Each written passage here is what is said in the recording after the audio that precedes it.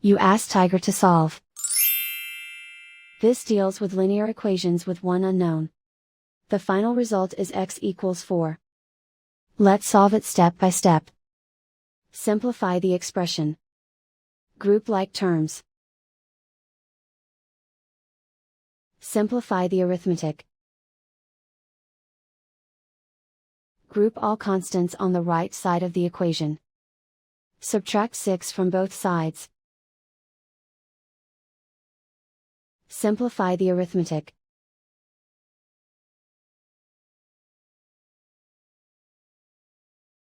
Isolate the x.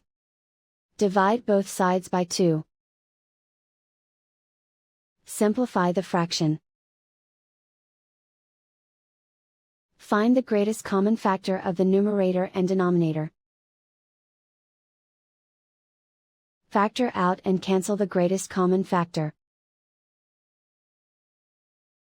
And so the final result is x equals 4.